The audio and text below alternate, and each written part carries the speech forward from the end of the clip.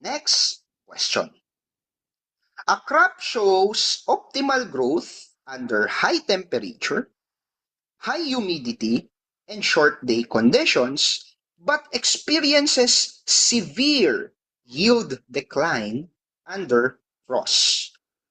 It is most accurately classified as a. So again, tinatanong ulit yung classification ng crops. But this time around, we are looking at the classification of crops based on its climatic adaptation.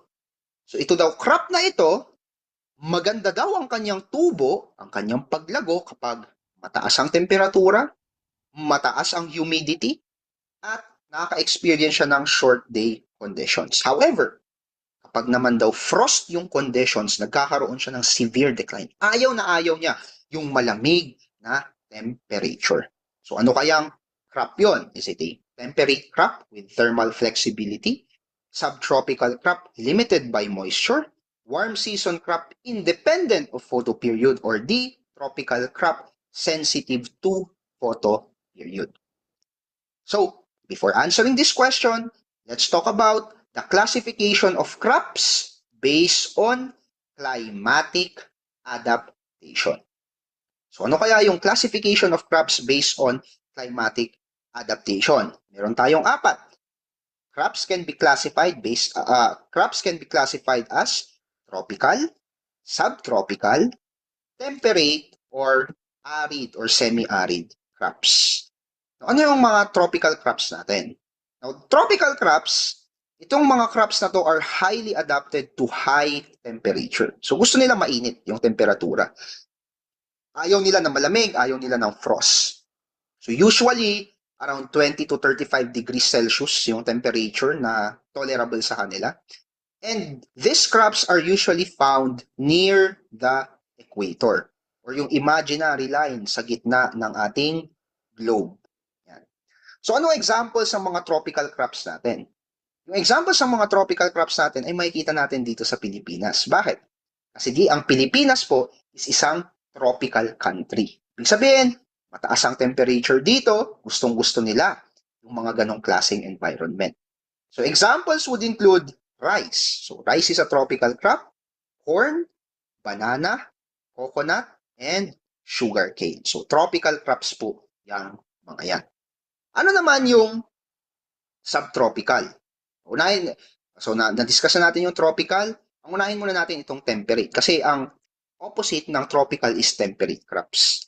No, mga temperate crops naman, yan yung mga makikita naman natin sa mga bansa na usually meron silang malamig na klima. So, ang gustong-gusto nilang klima is around 5 to 20 degrees Celsius. So, makikita naman natin yung mga halaman na yan sa west, katulad ng United States, katulad ng Canada. So, examples would include wheat, barley, oats, and apple. So, usually, itong mga crops na to, they are biennial. Okay? Kasi kung babalikan natin yung lesson natin kanina sa biennial crops, ang mga biennial crops, nagre-require sila ng tinatawag na vernalization.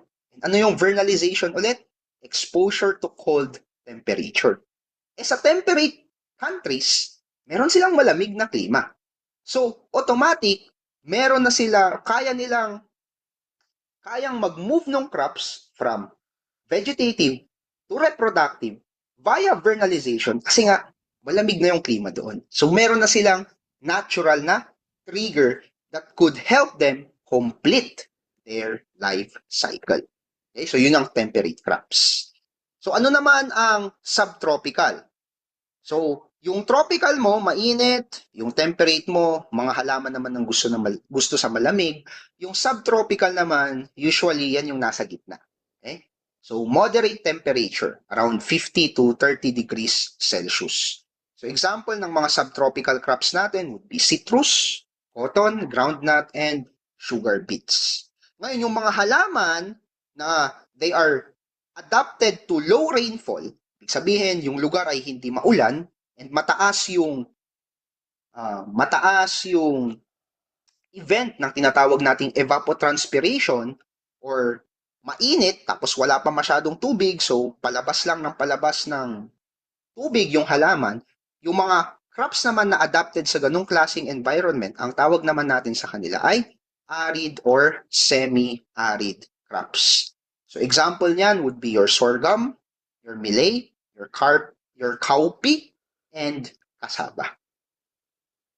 Now, base dito sa climatic adaptation, base dito sa classification of crops based on climatic adaptation, pwede mo ring i-classify yung crops mo based on their photoperiod. Okay?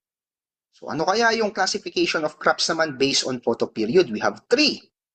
Short day crops, long day crops, and day neutral crops.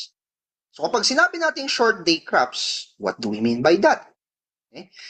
Ang mga short day crops, sila ay nagfa-flower or sila ay nagpo-produce ng flower kapag yung haba ng day or yung haba ng liwanag, say, is shorter than a critical value. Particularly, yung critical value na tinatawag is 12 hours. So kapag ang day is shorter than 12 hours, namumulaklak yung mga short day crops natin. Okay? So kapag mas maikli ang day, kaya nga siya short day, kasi pag mas maikli ang day, namumulaklak sila.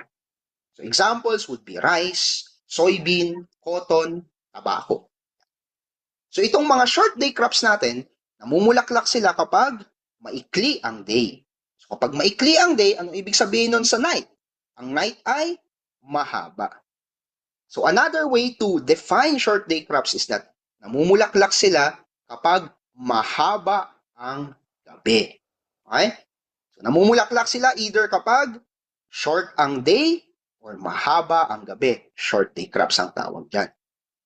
How about long day crops? Baliktad naman, kabaliktaran ng short day crops natin. Ang long day crops, usually namumulaklak sila kapag ang day is more than 12 hours. Ibig sabihin, mahaba ang day. So kaya siya tinawag na long day crops. Another way to think about it is, namumulaklak ang long day crops kapag maikli ang gabi. Okay? So kapag long ang day at maikli ang gabi, long day crops namumulaklak yan. And finally, meron tayong tinatawag na day neutral crops.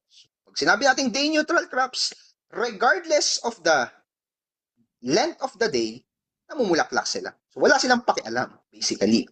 So examples would be tomato, cucumber, sunflower, okay, mais, yan.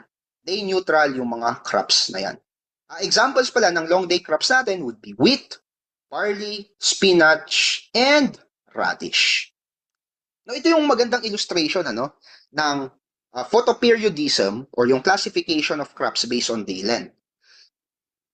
Pansinin nyo dito muna tayo sa short day. Yan. Sabi natin, ang short day crops, namumulaklak lang sila kapag mahaba ang gabi or maikli ang araw. Okay? So dito sa first scenario, dito, kung papansinin nyo, yung yellow na color signifies day, whereas yung gray signifies light. So dito sa ating first scenario, yan, scenario number 1, mas mahaba yung umaga, mas mahaba yung day kaysa dito sa night. So dahil mas mahaba yung day kaysa sa night, hindi namumulaklak ang halaman. So walang bulaklak. Dito naman sa ating second scenario, yan, sa second scenario naman natin, scenario number 2, maikli ang day, mahaba ang gabi. So, short day plants, maikli ang araw, mahaba ang gabi. Yan, namumulaklak naman sila. So, may flowering na nangyayari. Ngayon, dito sa scenario 3, okay, dito sa scenario 3, Sir, baka tatanungin nyo ako, no? Sir, parang mas mahaba yung gabi dun sa scenario 3 kasi yung gabi natin dito is this one, tsaka this one. Tapos yung umaga natin, ito, ito. So pag pinag-combine natin yung mga yan, parang mas mahaba pa rin yung gabi kaysa sa araw. So kapag mas mahaba ang gabi sa short day plants, hindi ba dapat mamumulaklak sila? Bakit dito sa result hindi sila namulaklak? Diba? So bakit hindi sila namulaklak? Now, hindi sila namulaklak kasi yung short burst or flash of light dyan actually disrupts yung programming ng halaman. So yes, mahaba yung gabi, pero biglang nagkakaroon ng short burst of light during the night. Siguro artificial yan, no? Artificial burst of light. Nadidisrupt yung process ng halaman. So ibig sabihin, yung gusto ng short day plants ay dapat tuloy-tuloy na gabi. Yan.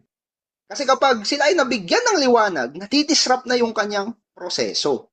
Kumbaga, isipin nyo kayo, nakatulog kayo sa gabi, okay? 8 hours naman yung tulog nyo sa gabi, pero within those 8 hours, putol, may mga instance kung saan nagigising kayo, napuputol-putol.